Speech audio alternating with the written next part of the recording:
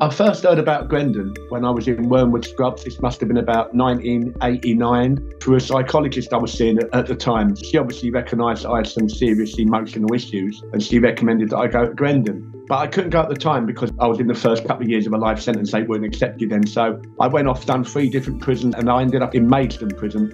And the PO just called me in the office one day and he said, "Do you still want to go to Grendon?" And I said, "Yes." And this must have been 6 years down the line.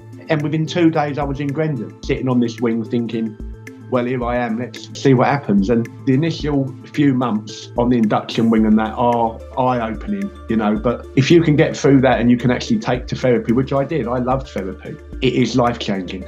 Without a doubt, it's life-changing.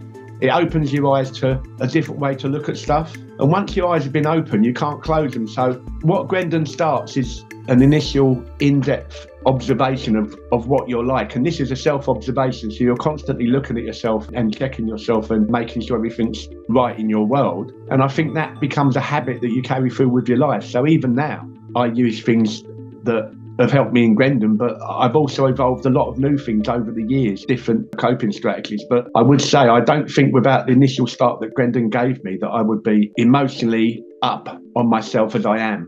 To go onto the wing and to actually sit down and to feel the therapy again, because it is like a living conscious thing that takes over the wing, and to feel the therapy again and to sit down with some of the lads who were so honest and open, it really took me back to some of the times that I had at Grendon. When it comes to lockup, I know the feeling of sometimes relief of getting behind your door and doing your own little thing for the night, sometimes the trauma of going behind the door because you just can't handle another night by yourself. And I knew that all them men were going through those exact same emotions again and again every single day. So that really touched me. You can see a progression through the kind of work that I started at Grendon, the progression through my life now. Hopefully it stands out, and I think it does. And I think that when I talk, people can see that. The stuff that we've been through in our life can never be undone, but what we can do is we can learn to deal with it. And I think when inmates come to the realisation that they can still be the same person, but they can just be that little bit better with a bit of help, a bit of thinking. We all feel that we could have been better, we could have done better, we could have been something else. But to be given a chance to actually change that, especially from the kind of backgrounds that we come from, is a fantastic chance. They suddenly turn into these people that are strong and powerful